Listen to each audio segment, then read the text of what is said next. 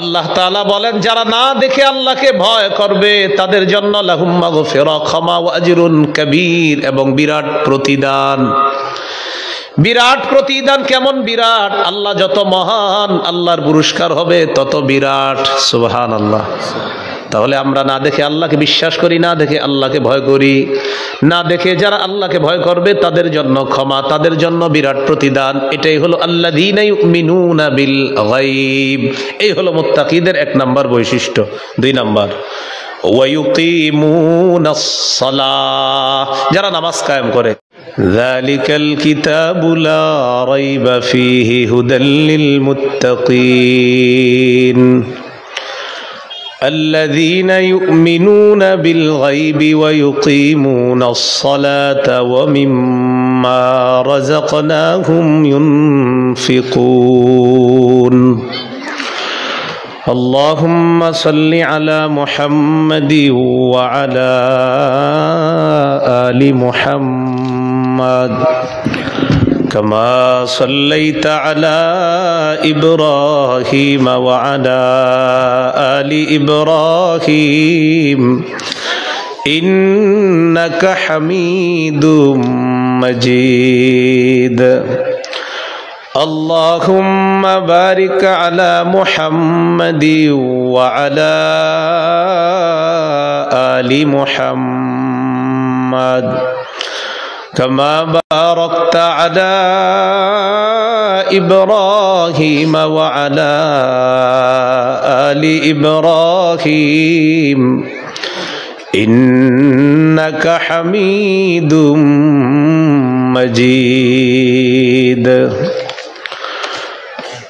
اللهم إني أعوذ بك من شر لساني ومن شر سمعي ومن شر بصري ومن شر مني।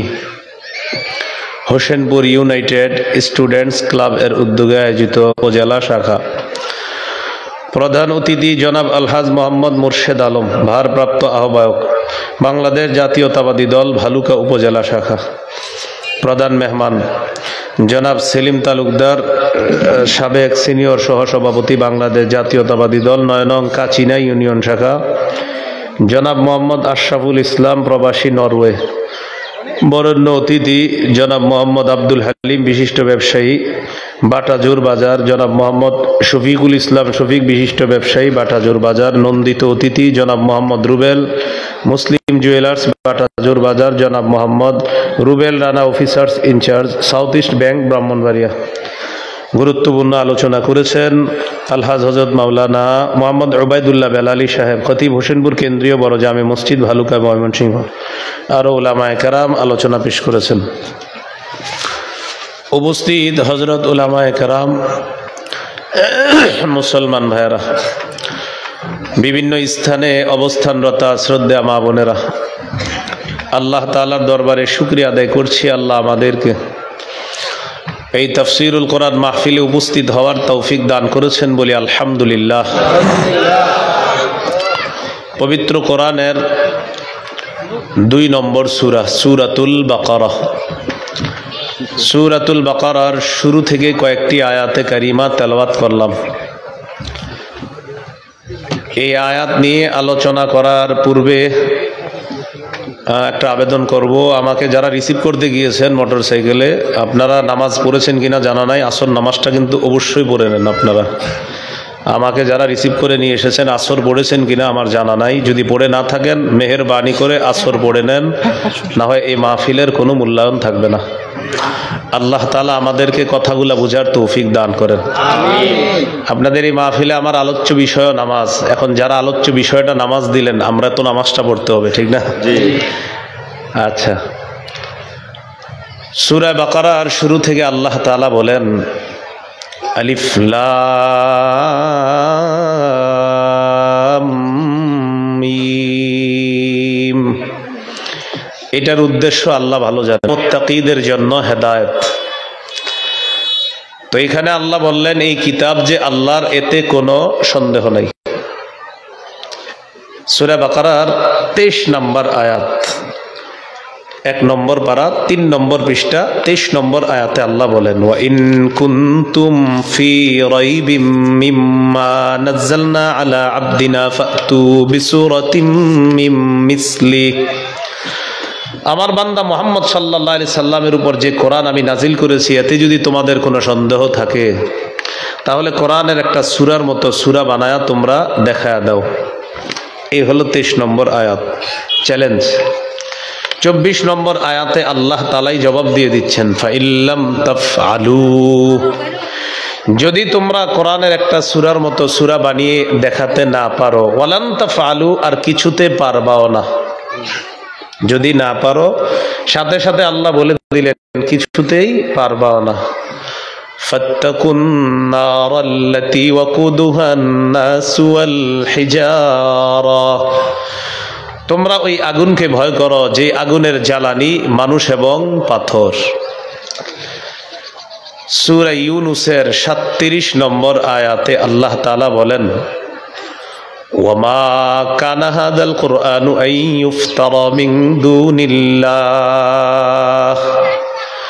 ওয়ালাকিন তাসদীকাল্লাযী বাইনা ইয়াদাইহি ওয়া তাফসীলাল কিতাবি লা রাইবা ফীহি মির রাব্বিল আলামিন। আল্লাহ তাআলা বলেন, এই কোরআন কারো বানানো না, এটা আল্লাহ ছাড়া কারো পক্ষ থেকে তৈরি করা হয় নাই, রচনা করা হয় নাই, এটা আল্লাহরই কিতাব। ওয়ালাকিন তাসদীকাল্লাযী বাইনা ইয়াদাইহি, কোরআন তার পূর্বের যত আসমানি কিতাব সমস্ত কিতাবকে সত্যায়নকারী হলো আল কোরআন। ওয়া তাফসীলাল কিতাব, আগের সমস্ত কিতাবের ব্যাখ্যা হলো এই আল কোরআন। সুবহানাল্লাহ, তাফসীল ব্যাখ্যা করে আগের কিতাবের। লা রাইবা ফীহি মির রাব্বিল আলামিন, আল্লাহ বলেন এটা বিশ্বজগতের রবের পক্ষ থেকে যে অবতীর্ণ কিতাব, এতে কোনো সন্দেহ নেই। সূরা আলিফ লাম মিম আস-সাজদাহ 2 নম্বর আয়াত, 21 নম্বর পারা 14 নম্বর পৃষ্ঠা আল্লাহ তাআলা বলেন, তানজিলুল কিতাবি লা রাইবা ফীহি মির রাব্বিল আলামিন, এই কিতাব আল্লাহর পক্ষ থেকে নাজিলকৃত, লা রাইবা ফীহি, কোনো সন্দেহ নাই, মির রাব্বিল আলামিন, বিশ্বজগতের রবের পক্ষ থেকে এটা আসছে, এতে কোনো সন্দেহ নাই।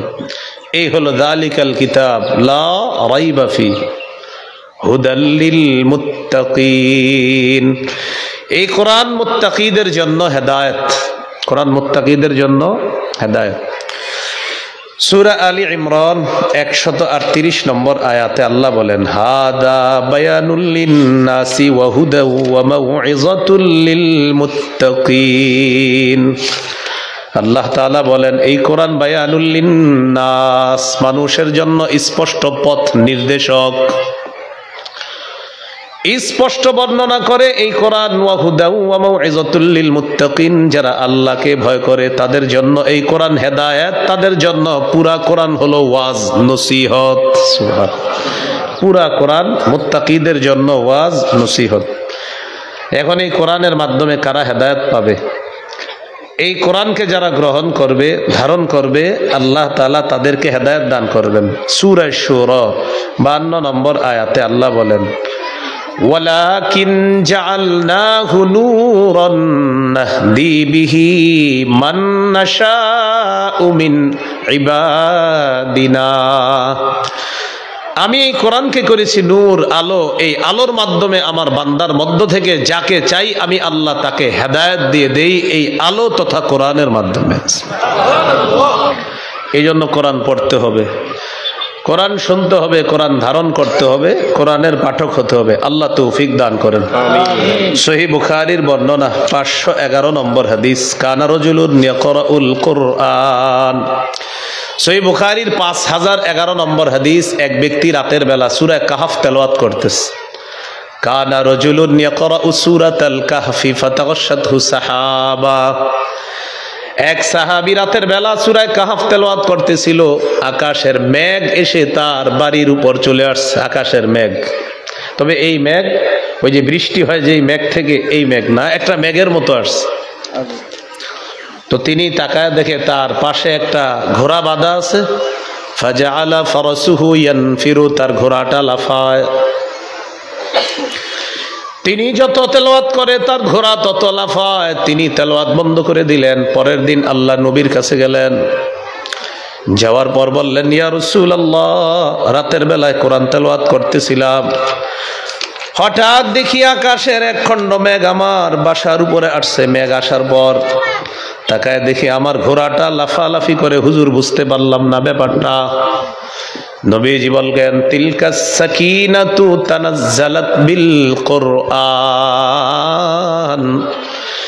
তুমি রাতের বেলা কোরআন তেলাওয়াত যখন করতেছিলা, এই কোরআন তেলাওয়াতের কারণে আল্লাহ তাআলার পক্ষ থেকে সাকিনা তোমার বাসার উপর অবতীর্ণ হয়েছে। সরাসরি সাকিনা আল্লাহ তোমাকে দেখিয়ে দিয়েছেন গত রাতে। এটা তুমি কোরআন তেলাওয়াত করার সময় দেখেছো। এই জন্য কোরআন পড়তে হবে। সহিহ মুসলিমের বর্ণনা, উসাইদ ইবনে হুযাইর রাদিয়াল্লাহু তাআলা রাতের বেলা কোরআন তেলাওয়াত করতেছে। তার পাশে তার সন্তান ইয়াহইয়া ঘুমায়। তো তিনি তেলাওয়াত করে, তার ঘোড়াটা লাফায়। আকাশের একখণ্ড মেঘ তার বাসার উপরে চলে আসছে, ঘোড়ার আস্তাবলের উপরে চলে আসছে। ওই মেঘখণ্ডের ভিতরে আবার ফিহা আমসালুস সুরুজ, ছোট্ট ছোট্ট বাতির মতো দেখা যায়। ছোট ছোট বাতির মতো দেখা যায়। তো তিনি দেখেন যত তেলাওয়াত করে এটা তত নিচের দিকে আসে আর তার ঘোড়া তত লাফায়। তিনি টেনশনে পড়ে গেলেন, আমি যদি আরো তেলাওয়াত করি, আমার ঘোড়া যেই পরিমাণ লাফাইতেছে, হতে পারে এই ঘোড়ার লাফানি আমার সন্তান ইয়াহিয়ার উপরে পড়বে আর আমার সন্তান মারা যাবে। তিনি তেলাওয়াত বন্ধ করে দিলেন। পরের দিন রাসূলুল্লাহ সাল্লাল্লাহু আলাইহি সাল্লামের কাছে গেলেন। যাওয়ার পর বললেন, ইয়া রাসূলুল্লাহ, রাতের বেলা ঘোড়ার আস্তাবলে কোরআন তেলাওয়াত করতেছিলাম, হঠাৎ আমি তাকায় দেখি আমার ঘোড়াটা লাফালাফি করে। ইয়া রাসূলুল্লাহ, ব্যাপারটা আমি বুঝতে পারলাম না। আমি তেলাওয়াত বন্ধ করে দিলাম। তেলাওয়াত বন্ধ করে আমি তাকায় দেখলাম কি হয়। দেখি এক খণ্ড মেঘ, মেঘের ভিতর ফিহা আমসালুস সুরুজ, ছোট্ট ছোট্ট বাতির মতো দেখা যায়। নবীজি বললেন, ইকরা ইবনে হুযাইর, ও উসাইদ ইবনে হুযাইর, তুমি যদি আরো কোরআন তেলাওয়াত করতা, তুমি যদি আরো পড়তা। সাহাবী বলেন, হুজুর, আমি আরো তেলাওয়াত করতে লাগলাম। যত তেলাওয়াত করি মেঘখণ্ড নিচের দিকে আসে আর ঘোড়া তত লাফায়। নবীজি বললেন, ও উসাইদ ইবনে হুযাইর, তুমি যদি আরো কোরআন তেলাওয়াত করতা। সাহাবী বলেন, হুজুর, আরো তেলাওয়াত করি, ঘোড়া আরো লাফায়। নবীজি বললেন, তুমি যদি আরো তেলাওয়াত করতা। সাহাবী বললেন, খাশিতু আন তাতা ইয়াহইয়া, হুজুর, তেলাওয়াত বন্ধ করে দিলাম, টেনশনে পড়ে গেলাম, আমার সন্তান ইয়াহইয়া ঘোড়া লাফাইতে লাফাইতে না জানি তার উপরে আইসা পড়ে, আর এতে আমার সন্তান মারা যায় কিনা, এই টেনশনে আমি আমার তেলাওয়াত বন্ধ করে দিলাম। রাসূলুল্লাহ সাল্লাল্লাহু আলাইহি সাল্লাম বলেন, তুমি যদি আরো তেলাওয়াত করতা। এবার আল্লাহ নবী বললেন, তিলকাল মালাইকাতু তাসতামিউ লাক। রাতের বেলা মেঘখণ্ডের মধ্যে যেই ছোট্ট ছোট্ট বাতির মতো দেখেছো, এগুলা বাতি না, আল্লাহর অগণিত ফেরেশতা তোমার কোরআন তেলাওয়াত শোনার জন্য চলে আসছে।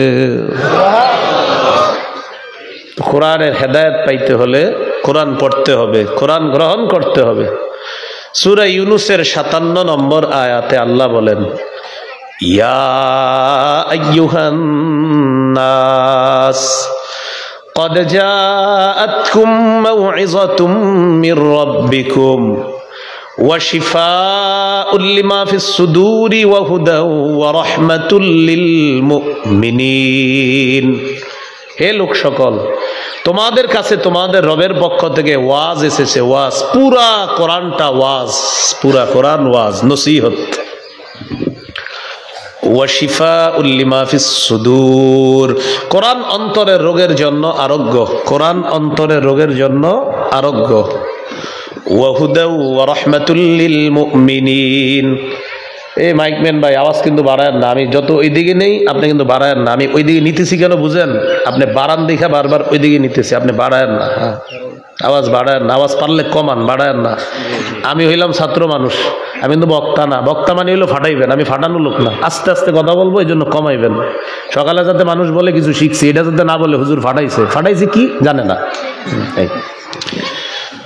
তো আল্লাহ তাআলা বলেন তোমাদের রবের পক্ষ থেকে তোমাদের কাছে এসেছে ওয়াজ, ওয়াশিফাউল লিমা ফিস সুদূর, অন্তরের রোগের আরোগ্য।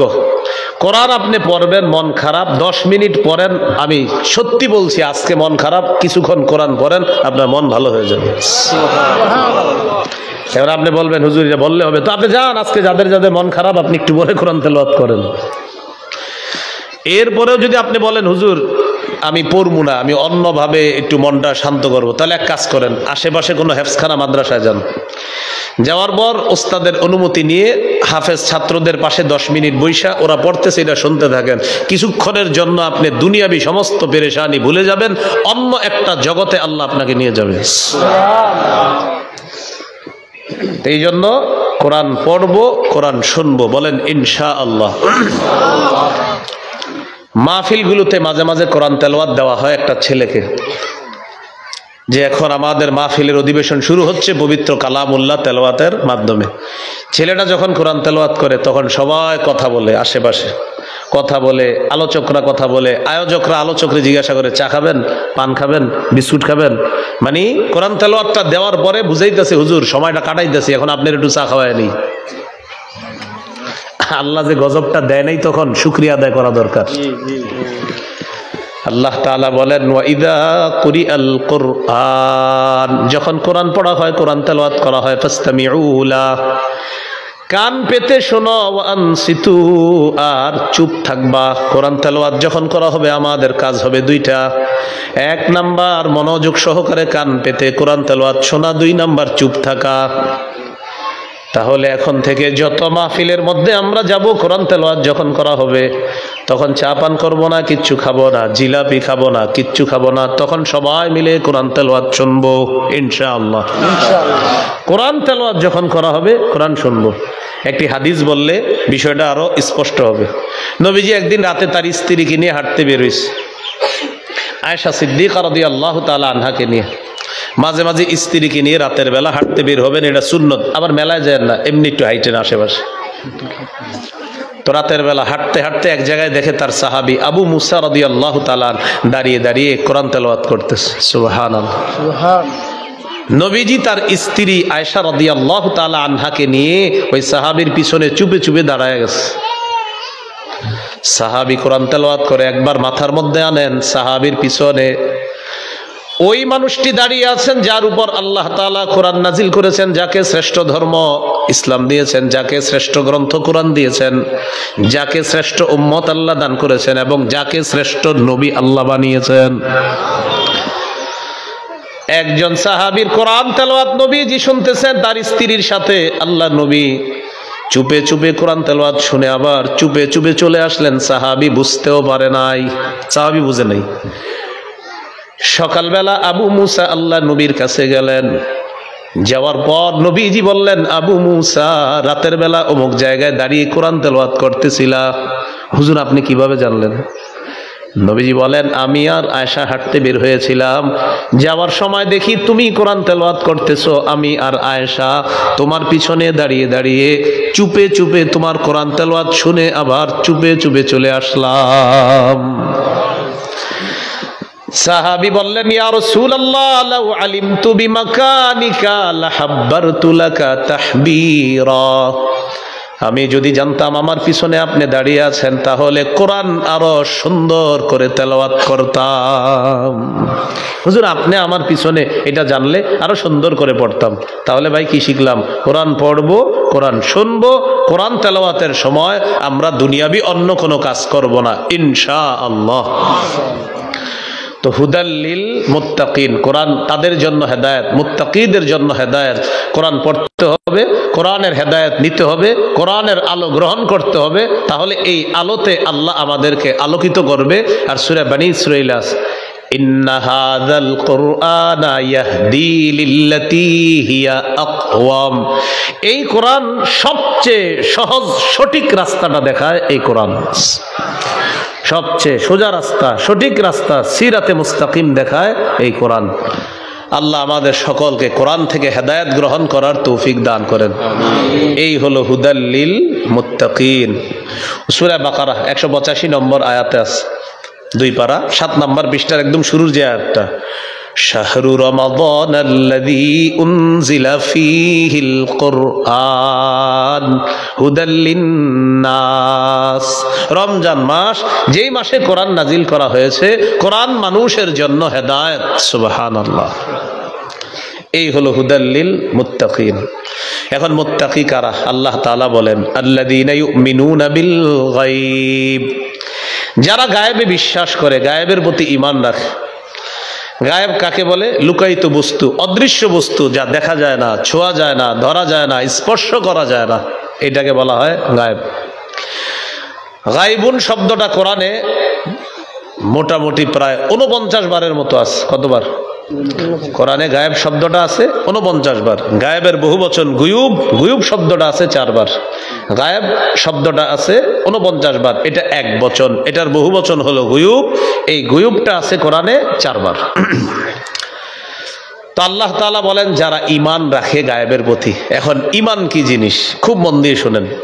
ঈমানের আবিধানিক অর্থ আত-তাসদীক, স্বীকার করা, সত্যায়ন করা, মেনে নেওয়া। পারিভাষিক অর্থ কি? পারিভাষিক অর্থ হলো আত-তাসদীকু বিমা জাআ বিহিন নবী সাল্লাল্লাহু আলাইহি ওয়াসাল্লাম মিন ইনদিল্লাহ ওয়াল ইকরারু বিহি। নবীজি আল্লাহর পক্ষ থেকে যা নিয়ে এসেছেন এটা বিশ্বাস করা, এটা মেনে নেওয়া এবং এটা স্বীকার করা, এটার নাম ঈমান। অধিকাংশ মুহাদ্দিসিনে কেরামের মতে 3 জিনিসের নাম ঈমান। এটা মনে থাকলে আমাদের জন্য লাভ হবে। বলেন, কয় জিনিসের নাম ঈমান? 3টা আরবি আগে বলি, মাঝে মাঝে একটু আরবিও বললেন, সমস্যা কি? মনে থাক আর না থাক। বলেন, আত-তাসদীক বিল জিনান ওয়াল ইকরারু বিল লিসান ওয়াল আমালু বিল আরকান। বলেন, অন্তরে বিশ্বাস করা, মুখে স্বীকার করা, আমলে বাস্তবায়ন করা, এই 3 জিনিসের নাম ঈমান। মেনে নেওয়া, মুখে স্বীকার করা, আমলে বাস্তবায়ন করা, এই 3 জিনিসের নাম ঈমান। হাদিসে ঈমানের পরিচয় নবীজি কি দিয়েছেন? বলেন, মৌলিক 6টি বিশ্বাসের নাম ঈমান। বলেন তো, মৌলিক কয়টি বিশ্বাসের নাম ঈমান? 6টি জিনিসের প্রতি মৌলিকভাবে বিশ্বাস রাখার নাম ঈমান। সহিহ বুখারীর বর্ণনা 4777 নম্বর হাদিস, 4777, 4777। জিবরিল আমিন রাসূল সাল্লাল্লাহু আলাইহি সাল্লামের কাছে এসে প্রশ্ন করলেন, মাল ঈমানু ইয়া রাসূলুল্লাহ। ইয়া রাসূলুল্লাহ, ঈমান কি জিনিস আপনার কাছে জানতে চাই। আল্লাহ নবী জবাব দিলেন, ঈমান হলো মৌলিকভাবে 6টি জিনিসের নাম। 1 নাম্বার, আনতুমিনা বিল্লাহ, আল্লাহকে বিশ্বাস করা। 2 নাম্বার, ওয়া মালাইকাতিহি, আল্লাহর ফেরেশতাদেরকে বিশ্বাস করা। 3 নাম্বার, ওয়া কুতুবিহি, আল্লাহর সমস্ত আসমানি কিতাবগুলো বিশ্বাস করা। 4 নাম্বার, ওয়া রুসুলিহি, আল্লাহর সমস্ত রসুলদেরকে বিশ্বাস করা।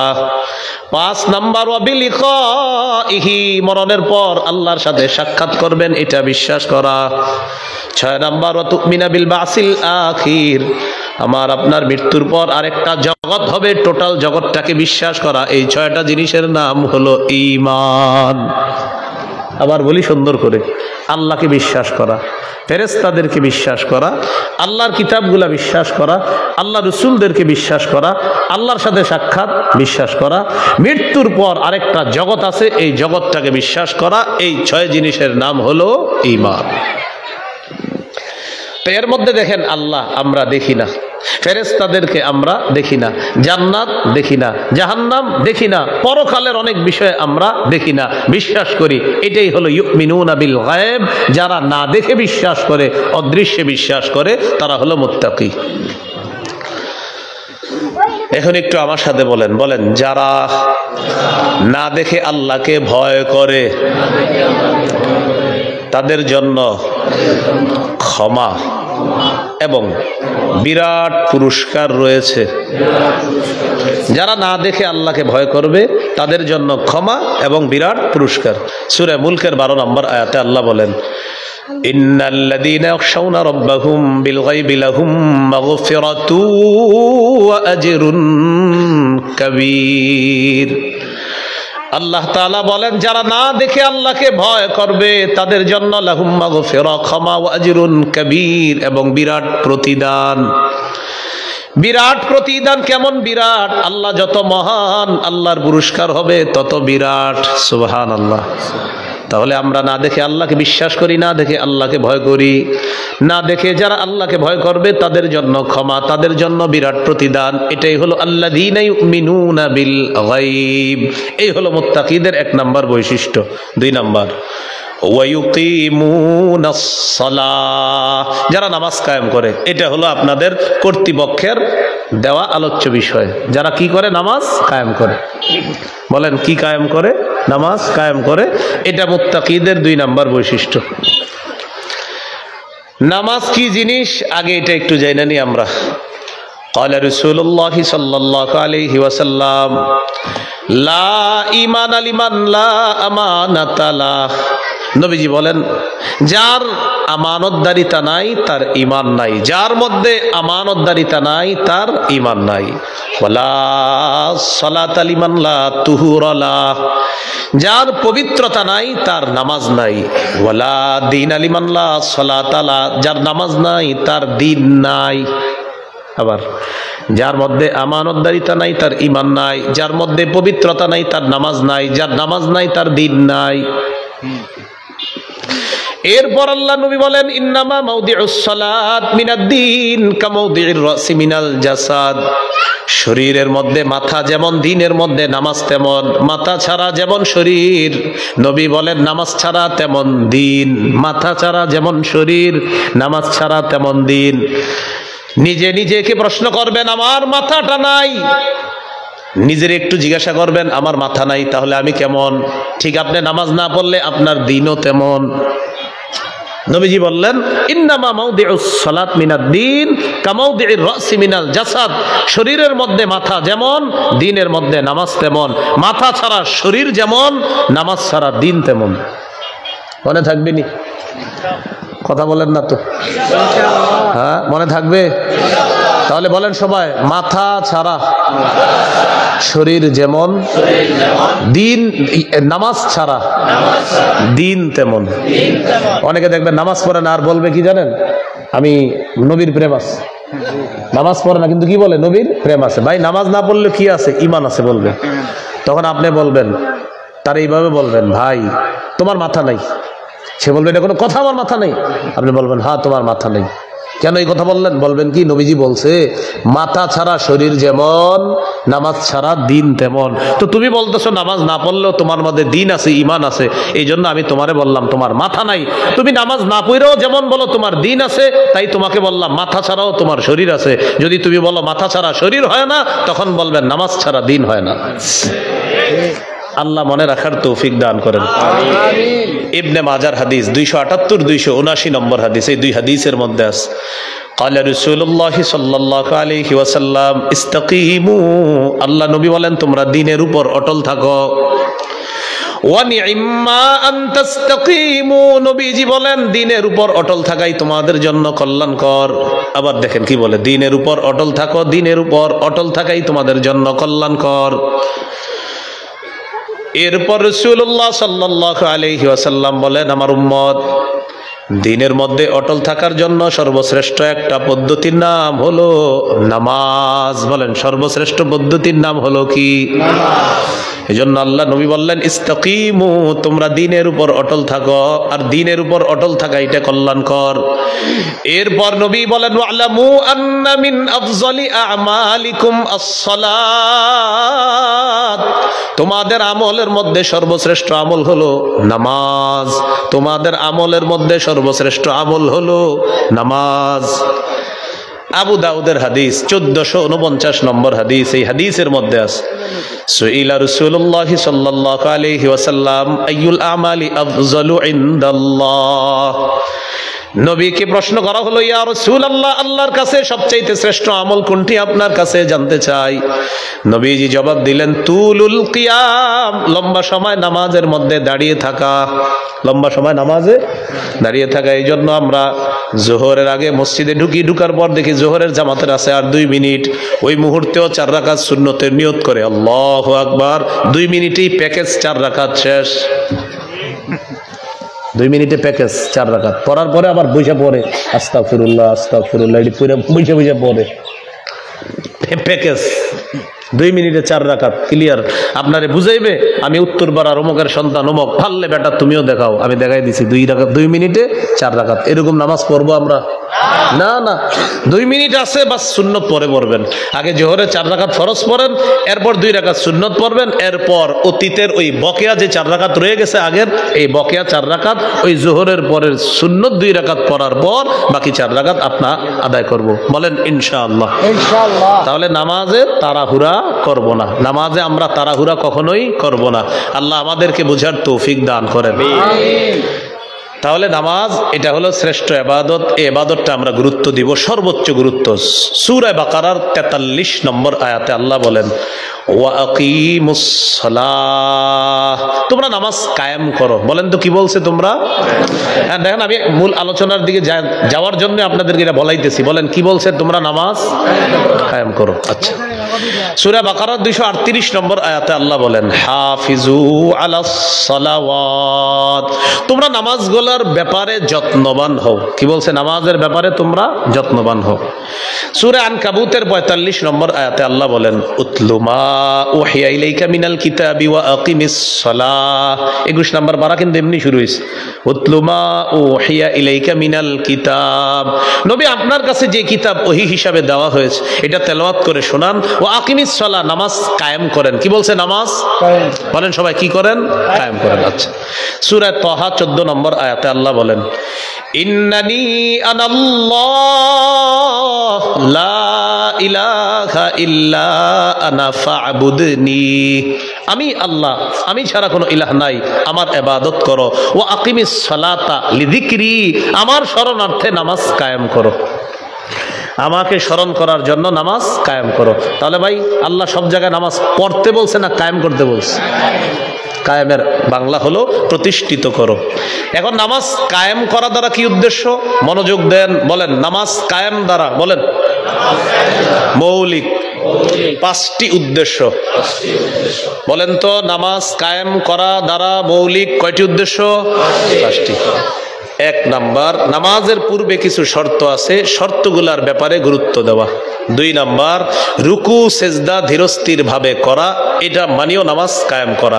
3 নাম্বার, খুশু খুজুর সাথে নামাজ পড়া, মানিও নামাজ কায়েম করা। 4 নাম্বার, পরিবারকে নামাজের হুকুম করা, মানিও নামাজ কায়েম করা। 5 নাম্বার, এই রাষ্ট্রের সব মুসলমান যেন নামাজি হয়ে যায় এই চেষ্টা অব্যাহত রাখা, মানিও নামাজ কায়েম করা, নামাজ প্রতিষ্ঠিত করা। তাহলে মৌলিক 5টি উদ্দেশ্য। 1 নাম্বার উদ্দেশ্য আল মুহাফাজাতু আলা শুরুতিস সালাহ, নামাজের পূর্বে কিছু শর্ত আছে, এই শর্তগুলোর ব্যাপারে গুরুত্ব দেওয়া। নামাজের পূর্বে কি শর্ত আছে? শরীর পাক, কাপড় পাক, নামাজের জায়গা পাক, সতর ডাকা, কেবলামুখী হওয়া, ওয়াক্ত মতো নামাজ পড়া, নামাজের নিয়ত করা। মক্তবের বাচ্চা কিন্তু মাইকে দাঁড়ায় বলে দিতে পারবে, যদিও আপনারাও অনেকেই পারবেন ইনশাআল্লাহ, বাকি আল্লাহ ভালো জানে। তো নামাজের পূর্বে শর্ত হলো শরীর পাক, কাপড় পাক, নামাজের জায়গা পাক, সতর ডাকা, কেবলামুখী হওয়া, অক্তমতো নামাজ পড়া, নামাজের নিয়ত করা। এর মধ্যে একটা হলো শরীর পাক করা। অজু না থাকলে অজু করা, সূরা মাইদার 6 নম্বর আয়াতে আল্লাহ বলেন, ইয়া আইয়ুহাল্লাযীনা আমানু ইযা কুমতুম ইলাস সালাহ ফাগসিলু ওয়ুজুহাকুম ওয়া আইদিয়াকুম ইলাল মারাফিকি ওয়ামসাহু বিরুউসিকুম ওয়া আরজুলাকুম ইলাল কাবাইন। আল্লাহ তাআলা বলেন, যখন নামাজের ইচ্ছা করবা, মুখ মণ্ডল ধৌত করবা, হাতগুলা ধৌত করবা, মাথা মাসাহ করবা, দুই পা তোমরা ধৌত করবা। তাহলে ওযু না থাকলে ওযু করা, আর গোসল ফরজ হলে গোসল করা। আল্লাহ তাআলা বলেন, ওয়া ইন কুনতুম জুনুবান ফাত্তাহহারু, যদি তোমরা অপবিত্র হও, জুনুবি হও, গোসল ফরজ হয়, তাহলে গোসল করে নাও। সহিহ বুখারীর বর্ণনা 6956 নম্বর হাদিস। আন আবি হুরায়রা রাদিয়াল্লাহু তাআলা আনিন নবী সাল্লাল্লাহু আলাইহি ওয়াসাল্লাম قال لا يقبل الله صلاة أحدكم إذا أحدث حتى يتوضأ। নবীজি বলেন, আল্লাহ তাআলা তোমাদের নামাজ ততক্ষণ কবুল করবেন না যতক্ষণ তোমাদের ওযু না থাকলে ওযু না করবা, ততক্ষণ তোমাদের কারো নামাজ আল্লাহ কবুল করবেন না। তোমাদের কারো সালাত আল্লাহ ততক্ষণ কবুল করবেন না যতক্ষণ ওযু না থাকলে ওযু না করবা। এই ওযু না করা পর্যন্ত তোমাদের সালাত আল্লাহ কবুল করবেন না। এই হলো শরীর পাক করা, মানিও নামাজ কায়েম করা। কাপড় পাক করা, নামাজের আগে চেক করতে হবে আপনার কাপড়টা পবিত্র কিনা। এই যে চেক করলেন, এর মানেও নামাজ কায়েম করা। সূরা মুদ্দাসসিরের 4 নম্বর আয়াতে আল্লাহ বলেন, ওয়া থিয়াবাকা ফাতাহহির, নবী আপনার কাপড়গুলা পবিত্র করেন। সহিহ বুখারীর বর্ণনা 227 নম্বর হাদিস। আমাদের মা বোনরা আল্লাহ প্রদত্ত একটা অসুস্থতার সম্মুখীন হয়, তখন কাপড়ে নাপাকি লেগে যেতে পারে। এই নাপাকি থেকে পবিত্র হওয়ার কি উপায়? এক মহিলা নবীর কাছে আসছে মাসালা জিজ্ঞাসা করার জন্য। জাআত ইমরাতুন নবী সাল্লাল্লাহু আলাইহি ওয়াসাল্লাম فقالت أرأيت إحدانا تحيد في الثوب فكيف تصنع يا رسول الله। এক মহিলা নবীর কাছে এসে বললেন, ওগো আল্লাহর নবী, আমাদের কোন নারীর কাপড়ের মধ্যে যদি নাপাকি লাগে, এই নাপাকি পবিত্র করার কি উপায়? নবীজি বললেন, তাহুত্তুহু, 1 নাম্বার, ওই নাপাকিটা সে ঘষবে, 1 নাম্বার উপায়। 2 নাম্বার, সুম্মা তুকরিসুহু বিল মা, পানি দ্বারা কাপড়টা রিগড়িয়ে নিবে। 3 নাম্বার, ওয়াতানদাহুহু, পানি দ্বারা রিগড়ানোর পর এটাকে চিপবে, চিপানোর পর এরপর শুকাবে, এরপর পবিত্র হবে। সুম্মা তুসাল্লি ফিহি, এরপর পবিত্র কাপড়ে নামাজ আদায় করবে। এই হাদিস থেকে আমরা মাসালা শিখলাম, নামাজের পূর্ববর্তী একটা শর্ত হলো কাপড় পবিত্র আছে কিনা এটা চেক করতে হবে। এই যে কাপড় পবিত্র আছে কিনা, পবিত্র কাপড়ে নামাজ পড়বো আমি, এই চিন্তা চেতনা থাকা মানেও নামাজ কায়েম করা। এরপরে নামাজের জায়গা পাক, আপনি যেখানে নামাজ পড়বেন আপনি দেখবেন এখানে বাচ্চাদের প্রস্রাব আছে কিনা, কেউ এখানে নাপাক করে দিল কিনা। এই নাপাকি থেকে জমিনটা পবিত্র করা, এটাও নামাজ কায়েম করা। সহিহ বুখারীর বর্ণনা 438 নম্বর হাদিস। قال رسول الله صلى الله عليه وسلم أعطيت خمسا لم يعطهن أحد من الأنبياء قبلي। নবীজি বলেন, আমাকে এমন 5টি জিনিস দেওয়া হয়েছে যা অতীতের কোনো নবীকে দেওয়া হয় নাই। 1 নাম্বার, নুসিরতু বির-রু'বি মাসিরাতা শাহরিন, আমি কোন এলাকায় জিহাদের উদ্দেশ্যে যখন নিয়ত করি, 1 মাসের দূরত্বে কাফেরদের অন্তরে আমার ব্যাপারে ভীতি সৃষ্টি করে দেওয়া হয়। কাফেররা ভয়ে থরথর করে কাঁপে, কি আয়ে রে, কে আয়ে, কে আসে, এরকম, হ্যাঁ কে আসতেছে না জানি, এরকম ভীতি সৃষ্টি করে দেওয়া হয়। এটা 1 নাম্বার। 2 নাম্বার, ওয়াজুইলাত লিয়াল আরদু মাসজিদান ওয়া তাহুরা, গোটা পৃথিবী, গোটা জমিনটা আমার জন্য পবিত্র এবং মসজিদ বানিয়ে দেওয়া হয়েছে। পুরা পৃথিবীটা আমার জন্য মসজিদ, পুরা পৃথিবী আমার জন্য পবিত্র। অতীতের কোন নবী, কোন উম্মত ইবাদত করার জন্য নির্দিষ্ট ইবাদতখানায় যাওয়া লাগতো, কিন্তু নবীজি সাল্লাল্লাহু আলাইহি সাল্লাম বলেন, এই উম্মত ইবাদত করবে, যেখানে নামাজের সময় হবে সেখানেই তারা নামাজ আদায় করে নিবে, আল্লাহ তাদের নামাজ কবুল করবেন। এগুলো 2 নাম্বার। পুরো হাদিসটা বলে ফেলি, কি বলেন, আমাদের জায়গাটা কিন্তু হয়ে গেছে, এই যে জমিন পবিত্র, এরপরে হাদিসটা শেষ করে ফেলি। 3 নাম্বার, ওয়া উহিল্লাত লিয়াল গনাইম, নবী বলেন আমার জন্য গনিমতের সম্পদ বৈধ করে দেওয়া হয়েছে। গনিমতের মাল আমার জন্য বৈধ, যুদ্ধলব্ধ সম্পদ বৈধ, আমার উম্মতের জন্য বৈধ। 4 নাম্বার, ওয়াকানান নাবিয়্যু ইউবাসু ইলা কওমিহি খাসসাতান ওয়া বুইসতু ইলান নাসি কাফফা। নবীজি বলেন, অতীতের যত নবী দুনিয়াতে পাঠানো হয়েছে সবাইকে বিশেষ জাতির কাছে পাঠানো হয়েছে। ওয়া বুইসতু ইলান নাসি কাফফা, আল্লাহ নবী বলেন আমাকে গোটা জগতের মানুষের জন্য নবী হিসাবে পাঠানো হয়েছে। আমার পূর্বে যত নবী আসছে সবাইকে বিশেষ জাতির কাছে পাঠানো হয়েছে, আমাকে সারা দুনিয়ার সবার জন্য নবী হিসাবে পাঠানো হয়েছে। 5 নাম্বার, ওয়া উতিতুশ শাফাআ, অনুবাদটা সবাই করি, বলেন বলেন, আমাকে সার্বজনীন সুপারিশ করার অনুমতি প্রদান করা হয়েছে। সার্বজনীন সুপারিশ করার অনুমতি কি করা হয়েছে? প্রদান করা। আত্মীয়তার হক সম্পর্কে কিছু বলবেন অনুগ্রহ করে। তো বিষয়বস্তু কয়টা? আত্মীয়তার হক দিয়ে আমার নাম লিখবেন, সেখানে শুধু আত্মীয়তার হকের ওয়াজ আছে, বুঝেন নাই? লজ্জা নিয়ে আমার নাম লিখবেন, সেখানে শুধু লজ্জার ওয়াজ আছে। নামাজ নিয়ে নাম লিখবেন, শুধু নামাজের ওয়াজ আছে। তো বাস খালাস। এখানে আবার আরেকটা দিয়েছেন, এটা বলতে গেলে আরেক ওয়াজ লাগবে, রাখেন। হ্যাঁ, আপনাদের এলাকায় আমি আত্মীয়তার সম্পর্কে ওয়াজ করছি, কোথায় জানি, ভালুকা, 3 বছর আগে সম্ভবত, সূরা বাকারার 100 কত নম্বর আয়াতের তাফসির দিছিল আমাকে, সেখানে আত্মীয়তার হক সম্পর্কে আলোচনা হয়েছে। 100 না, শুধু 83 বা 82 নম্বর আয়াতের তাফসির।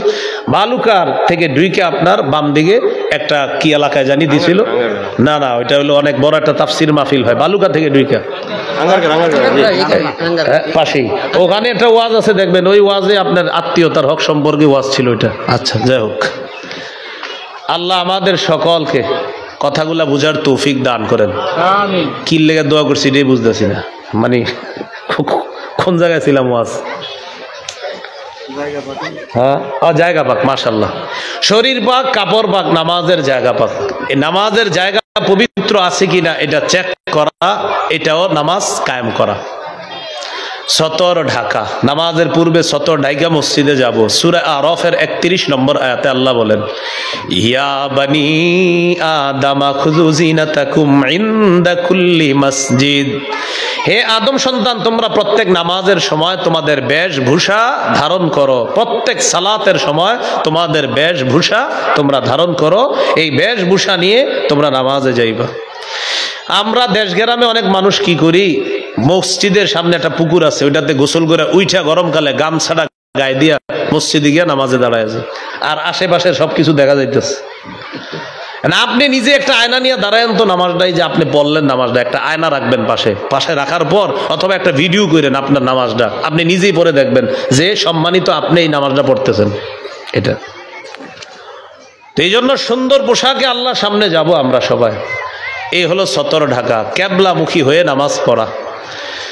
নবীজি 17-18 মাস বাইতুল মুকাদ্দাসের দিকে ফিরে নামাজ পড়ে, কিন্তু নবীজির মন চায় কাবার দিকে ফিরে নামাজ পড়তে, কিন্তু মুখ দিয়ে বলে না, বারবার আকাশের দিকে এইভাবে তাকায়। আল্লাহ তাআলা বলেন, কদ নারা তাকাল্লুবা ওয়াজহিকা ফিস সামা ফালানুওয়াল্লিয়ান্নাকা কিবলাতান তারদাহা। আল্লাহ তাআলা বলেন, কদ নারা তাকাল্লুবা ওয়াজহিকা ফিস সামা। নবী, আমি জানি আপনি কেন বারবার মাথাটা উপরের দিকে উঠান, এটা আমি আল্লাহ জানি। এই যে আপনি বারবার আকাশের দিকে মাথা কেন উঠান আমি জানি।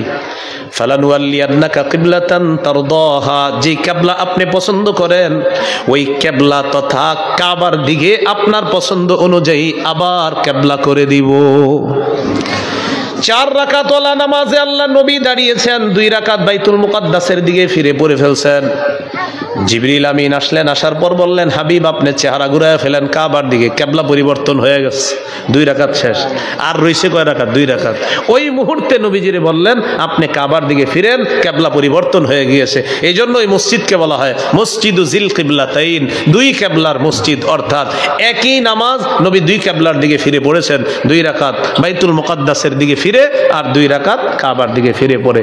তো নবীজি সাল্লাল্লাহু আলাইহি সাল্লামকে আল্লাহ তাআলা কাবা পরিবর্তন, কিবলা পরিবর্তন করে আবার কাবার দিকে করে দিলেন।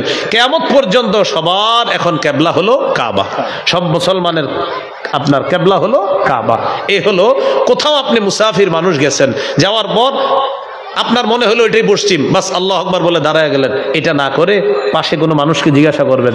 যদি মসজিদ না থাকে, কোনো ঘরে গেছেন আপনি, ওই ঘরের কাউকে জিজ্ঞাসা করবেন, ভাই আমি নামাজ পড়বো, পশ্চিম কোনটা? এই যে পশ্চিম তালাশ করা বা কাবা তালাশ করা মানেও নামাজ কায়েম করা। এরপরে সময় মতো নামাজ পড়া। সূরা নিসার 103 নম্বর আয়াতে আল্লাহ বলেন, ইন্নাস সালাতা কানাত আলাল মুমিনিনা কিতাবাম মাওকুতা। আল্লাহ তাআলা বলেন, নিশ্চয়ই মুমিনদের উপর সময় মতো নামাজ পড়া ফরজ। মুমিনদের উপর সময় মতো নামাজ পড়া ফরজ। বুখারীর বর্ণনা 527 নম্বর হাদিসে আল্লাহ নবীকে প্রশ্ন করা হয়, সাআলতুন নবিয়্য সাল্লাল্লাহু আলাইহি ওয়াসাল্লাম আইয়ুল আমালি আহাব্বু ইলাল্লাহ। নবীকে আমি প্রশ্ন করলাম, ইয়া রাসূলুল্লাহ, আল্লাহর কাছে সবচেয়ে পছন্দের আমল কোনটি? নবীজি জবাব দিলেন, আসসালাতু আলা ওয়াক্তিহা, সময় মতো নামাজ পড়া। সময় মতো নামাজ পড়া আল্লাহর কাছে সবচেয়ে পছন্দের আমল। তাহলে সময় মতো নামাজ পড়বো তো ইনশাআল্লাহ? আল্লাহ তৌফিক দান করেন। মাগরিবের নামাজের সময় কিন্তু বেশিক্ষণ থাকে না। অনেক সময় মাহফিল কর্তৃপক্ষের অনেক ভাইয়েরা 30-40টা মোটরসাইকেল নিয়ে মাগরিবের সময় আলোচক রিসিভ করতে যায়। এখন তারা কি করে টেনশনে থাকে, হুজুরে যদি চইলা যায়, নামাজ যাইলে যাক, হুজুর না যাক। এই জন্য মাগরিবের নামাজে তারা মসজিদে, আমি আপনাদেরকে বলছি না, আপনারা মাশাআল্লাহ ভালো, পৃথিবীতে এরকম ঘটনা ঘটে আর কি। এখন মাগরিবের সময় যে আলোচককে রিসিভ করতে যায়, তাদের কয়েকটা এখানে ধারণা থাকে। এক, হুজুর চইলা গেলে এর মধ্যে কয়েকটা ক্ষতি আছে। হুজুর যদি চইলা যায়, এখানে আমাদের মোটরসাইকেল শোডাউনটাও হলো না, ভিডিও করা হলো না, আর ফেসবুকে এটা দেওয়া হলো না, তাহলে কয়েকটা বিষয় আমাদের ক্ষতি হয়ে যাচ্ছে বিষয়টা। তো এই জন্য হুজুর যাইলে যাক, নামাজ যাইলে যাক, হুজুর না যাক। নাউজুবিল্লাহ পড়েন সবাই।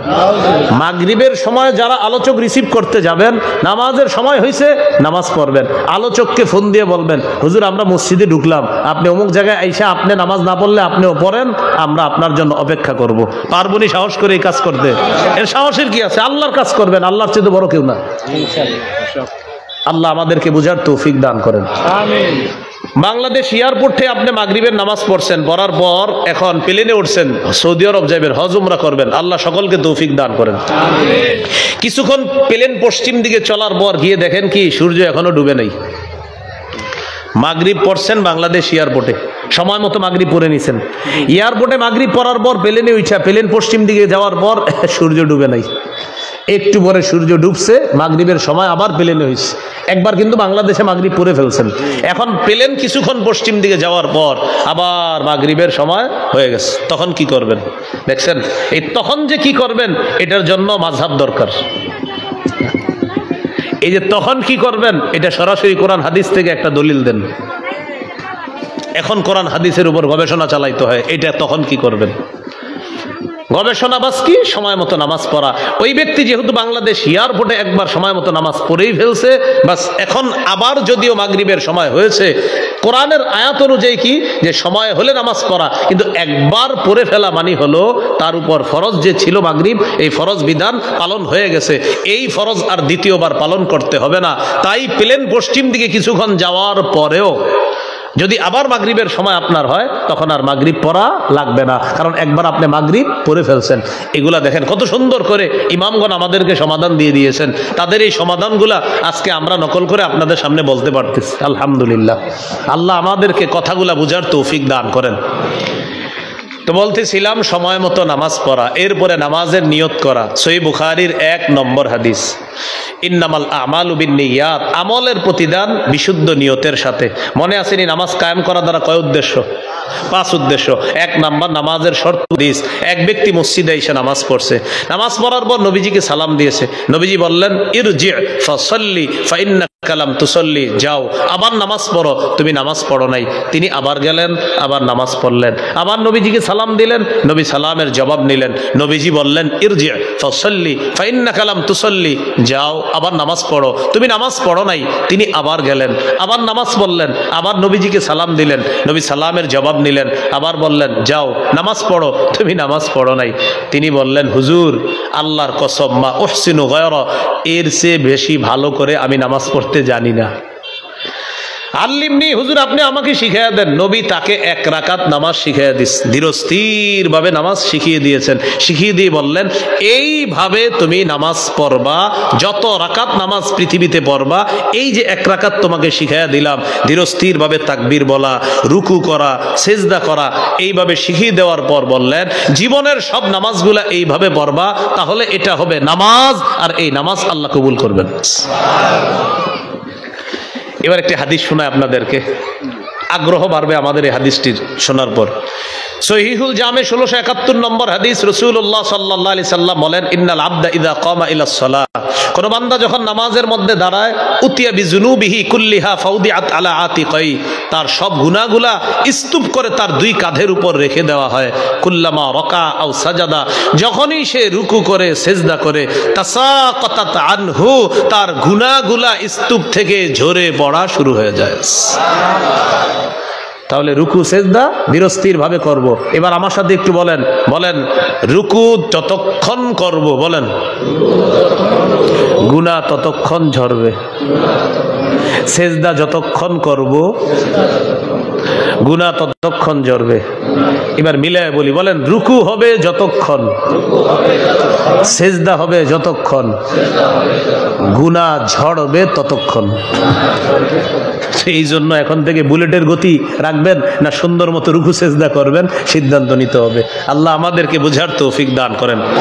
এইগুলো নামাজ কায়েম করা দ্বারা দ্বিতীয় উদ্দেশ্য, রুকু সেজদাগুলা ধীরস্থির ভাবে করা। 3 নাম্বার, বলেন খুশু খুজুর সাথে নামাজ পড়া শিখি। বলেন খুশুর সম্পর্ক কলবের সাথে, খুজুর সম্পর্ক অঙ্গ প্রত্যঙ্গের সাথে। অঙ্গ প্রত্যঙ্গ এবং কলব আল্লাহমুখী করে ইবাদত করলে সেই ইবাদতকে খুশু খুজুর ইবাদত বলে। দেখেন আল্লাহু আকবার, আমার হাত সেজদা করে, আমার পা সেজদা করে, আমার হাঁটু সেজদা করে, আমার কপাল সেজদা করে, আমার নাক সেজদা করে। আমি সুন্দরভাবে নামাজের মধ্যে দাঁড়াইলাম, এই সুন্দরভাবে আল্লাহর সামনে দাঁড়িয়ে আছি, এটা খুজু হলো। খুজু, খুজুর সম্পর্ক হাতের সাথে, খুজুর সম্পর্ক পায়ের সাথে, অঙ্গ প্রত্যঙ্গের সাথে হলো খুজু। তাহলে সুন্দরভাবে নামাজ পড়তেছি। অন্তরের মধ্যে আছে, আমার জমিনটা যদি আমি বিক্রি করতে পারতাম, মোমকে 5 লাখ কয় 6 লাখ হইলে ভালো হইতো, এটা কলবে আছে, খুশি হলো না।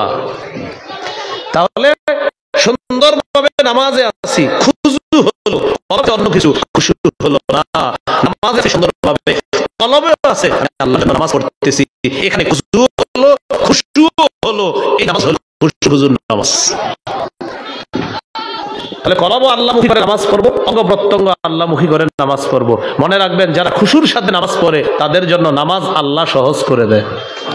সূরা বাকারার 45 নম্বর আয়াতে আল্লাহ বলেন, ইস্তাঈনু বিস-সাবরি ওয়াস-সালাহ, ধৈর্য এবং নামাজের মাধ্যমে সাহায্য প্রার্থনা করো। ওয়া ইন্নাহা লাকাবীরাতুন ইল্লা আলাল খাশিঈন, নামাজ কঠিন, তবে যারা খুশুওয়ালা ঈমানদার তাদের জন্য নামাজ সহজ।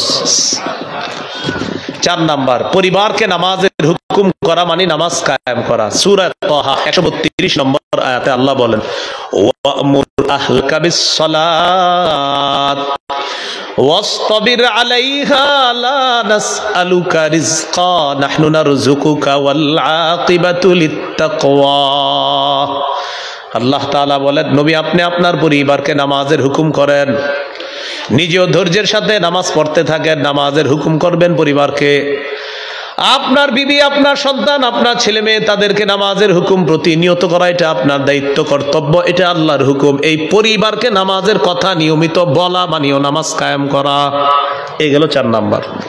5 নাম্বার, রাষ্ট্রীয়ভাবে সব মুসলমান যেন নামাজি হয়, এই চেষ্টা অব্যাহত রাখা।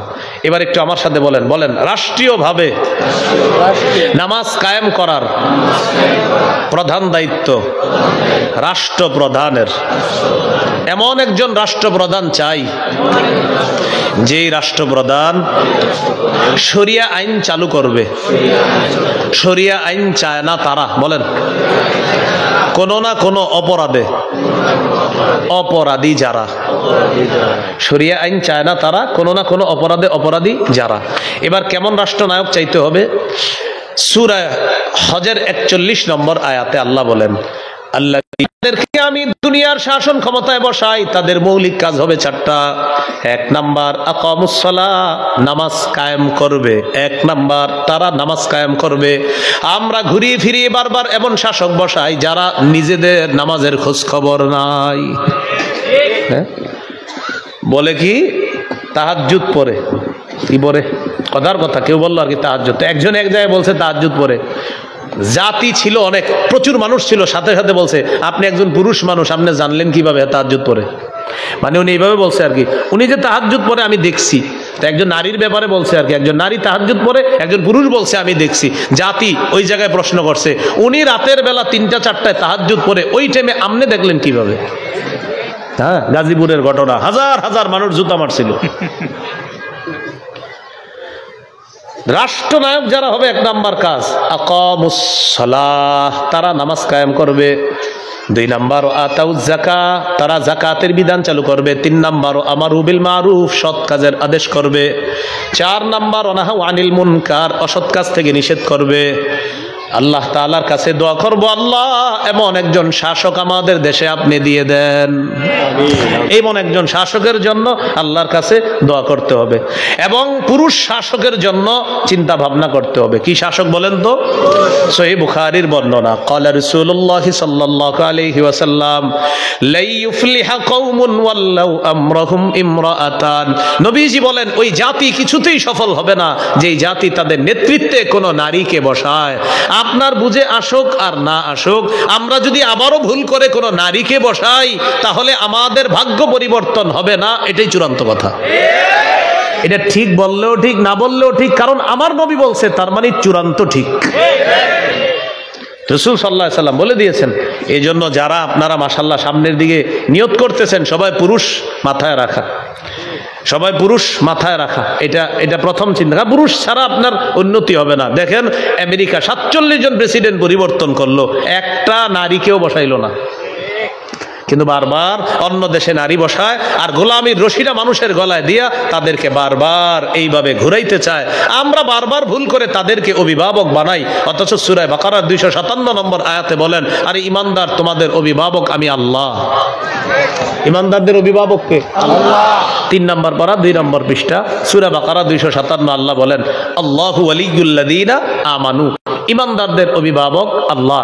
সূরা মাইদা 51 নম্বর আয়াত 6 পারা 16 নম্বর পৃষ্ঠা, ইয়া আইয়ুহাল্লাযীনা আমানু লা তাত্তাখিযুল ইয়াহুদা ওয়ান নাসারা আউলিয়া, হে ঈমানদারগণ ইহুদি খ্রিস্টানদেরকে অভিভাবক রূপে গ্রহণ করো না।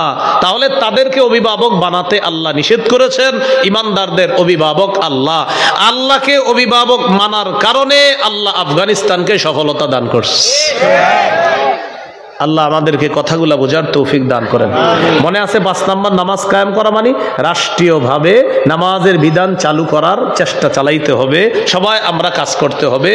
এর মধ্যে রাষ্ট্র নায়ক যিনি হবে তার দায়িত্ব হবে রাষ্ট্রীয়ভাবে নামাজ কায়েম করা, রাষ্ট্রীয়ভাবে যাকাতের বিধান চালু করা, রাষ্ট্রীয়ভাবে সৎ কাজের আদেশ করা, রাষ্ট্রীয়ভাবে অসৎ কাজের নিষেধ করা। আল্লাহ তৌফিক দান করেন। সর্বশেষ একটু শোনেন, আমরা আত্মীয়তার হক কতটা আদায় করব, খালি এতটুকু শোনেন, বা শেষ করে দিচ্ছি। আপনার পাশে আপনার প্রতিবেশী, শুধু প্রতিবেশী আছে, এই প্রতিবেশী আর আপনি পাশাপাশি, আপনি 5 তলা একটা বিল্ডিং বানাবেন, নবীজি বলেন এই বিল্ডিংটা বানাইতে প্রতিবেশীর কাছে একটু বইলা নিবা। কেন? তোমার বিল্ডিং এর কারণে তার বাতাস বন্ধ হবে এক পাশের, আমার কোন উম্মতের বাতাস তুমি বন্ধ করতে পারো না, নবী বলতেছ। তো কি করতে হবে? তার কাছে একটু বইলা নিবা, ভাই আমার তো 3টা ছেলে 3 তলা বিল্ডিং করতে হবে, আমার জায়গা নাই, আপনি অনুমতি দিলে করবো। বলবে এই আপনার জায়গা আপনি করবেন, সমস্যা কি? ভাই নবীজি বলছে আপনার বাতাস বন্ধ যেন আমি না করি। তখন উনি খুশি হবে, দোয়া করবে। তাহলে আল্লাহ নবী বলতেছেন প্রতিবেশীর বাতাসও বন্ধ করা যেখানে নিষেধ, সেখানে রক্তের সম্পর্ক কতটা রক্ষা করতে হবে আপনার। নবীজি বলেন মান আহাব্বা আইয়ুবসাতালাহু ফি রিজকি ওয়া ইউনসালাহু ফি আসরি, কেউ যদি চায় তার হায়াতে আর রিজিকে বরকত হোক, বলেন সবাই কিসে কিসে? আবার হায়াতে আর রিজিকে। ফাল্যাসিল রহিমা, সে যেন আত্মীয়তার সম্পর্ক রক্ষা করে, রক্তের সম্পর্ক রক্ষা করে। বুখারীর বর্ণনা, আল্লাহ যখন রক্তের সম্পর্কটা বানাইছে, কারে বানাইছে? রক্তের সম্পর্ক। তো এটা তো দেখা যায় না, সম্পর্কটা তো দেখা যায় না। তো এটা বানানোর পর কামাতির রহিম, ওই রক্তের সম্পর্ক দাঁড়ায় গেছে, আত্মীয়তার সম্পর্ক দাঁড়ায় আল্লাহকে বলতেছে হাদা মাকামুল আইজি বিকি মিন কাতিয়াতি রহিমিন। আল্লাহ আপনার কাছে একটা অভিযোগ দিতে দাঁড়াইছে। তা আল্লাহ বলে রক্তের সম্পর্ক কি অভিযোগ? তো রক্তের সম্পর্ক বলে আল্লাহ আপনার কাছে অভিযোগটা হলো আমারে যারা ছিন্ন করবে, এই ছিন্ন করার অভিযোগ আপনার কাছে করতেছি আল্লাহ, তাদের কি হবে? তখন আল্লাহ বললেন তুমি সন্তুষ্ট থাকো সম্পর্ক, আসিলু মান ওয়াসলাকি ওয়া আকতাউ মান কাতাকি, তোমাকে যারা রক্ষা করবে আমি আল্লাহ তাদের সাথে সম্পর্ক রক্ষা করব। তোমাকে যারা ছিন্ন করবে আমি আল্লাহ তাদের সাথে সম্পর্ক ছিন্ন করব। আত্মীয়তার সম্পর্ককে আল্লাহ বলতেছে তোমাকে যারা রক্ষা করবে আমি তাকে রক্ষা করব, তোমাকে যারা ছিন্ন করবে আমি তাদেরকে ছিন্ন করব। তাহলে রক্তের সম্পর্ক এটা রক্ষা করা এটা জরুরি বিষয়। আবু বকর সিদ্দিক রাদিয়াল্লাহু তাআলা আনহুকে যখন নাকি কাফের মুশরিকরা নির্যাতন চালাইলো, মক্কা থেকে বের করে দিবে, জানেন তো ইতিহাস, ওনারা হিজরত করে চলে যাবে।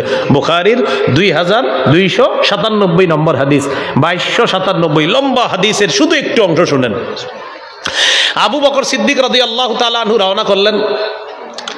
এক নেতা গিয়ে দেখা করছে আবু বকরের সাথে, নেতার নাম ইবনুদ দাগিনা, নেতার নাম ইবনুদ দাগিনা, করা এলাকার নেতা, একটা এলাকা আছে নাম করা, ওই এলাকার নেতা। তো ইবনুদ দাগিনা সাক্ষাৎ করার পর আবু বকরকে বললেন, আবু বকর আপনি কোথায় যান? বলতেছে আমারে বের করে দিছে, আমি আর থাকতে পারবো না, আমার জাতি আমাকে বের করে দিছে, আমি আর থাকতে পারবো না। তো আপনি কোথায় যান? চলে যাব, উরিদু আন আসিহা ফিল আরদি ফাআবুদা রাব্বি, মন যেখানে চায় সেখানে যাব, নিয়ত করছি দেশে দেশে ঘুরবো আর রবের ইবাদত করব। আপাতত হাবশার দিকে রওনা করছে। নেতা বললেন না, আপনার মতো লোককে বের করা যায় না, আপনি বের হতে পারেন না। বলে কেন? আপনার 5টা অসাধারণ গুণ আছে, যে গুণ সবার মাঝে নাই। 1 নাম্বার গুণ তাকসিবুল মাদুম, আপনি অসহায়কে সহায়তা করেন। 2 নাম্বার ওয়াতাসিলুর রহিম, আপনি রক্তের সম্পর্ক আত্মীয়তার সম্পর্ক রক্ষা করেন। তাই আপনার মতো লোককে বের করা যায় না, আপনি বের হতে পারেন না। তাহলে আবু বকর সিদ্দিকের দেখেন এই অসাধারণ গুণের কারণে কাফেরদের মধ্যে লিডাররাও তার এটা মেনে নেয়, হ্যাঁ আবু বকর রক্তের সম্পর্ক রক্ষা করে, এটা তার সওয়াব পাবেন, 2 যাকাত দেওয়ার সওয়াব, অর্থাৎ ডাবল সওয়াব আল্লাহ আপনাকে দান করবেন। আল্লাহ আমাদেরকে কথাগুলা মনে রাখার তৌফিক দান করেন। তো এরপরেও আত্মীয়তার সম্পর্ক লিখে ওই একটু আমার নাম লিখবেন, দেখবেন এসে যাবে বয়ান, লম্বা বয়ান আছে এই ব্যাপারে, ওখানে আরো অনেক সুন্দর আলোচনা আছে। আল্লাহ তাআলা আমাদের সকলকে আজকে যেই 2টা কথা বলা হয়েছে, মুত্তাকিদের অনেকগুলা বৈশিষ্ট্যের মধ্যে 2টা, গায়েব বিশ্বাস করা আর নামাজ কায়েম করা, এই 2টা গুণ সুন্দরভাবে যেন অর্জন করে আরো গুণাগুলা অর্জন করতে পারি, তৌফিক দান করেন। আমিন ওয়া আখিরু দাওয়ানা আলহামদুলিল্লাহি রাব্বিল আলামিন।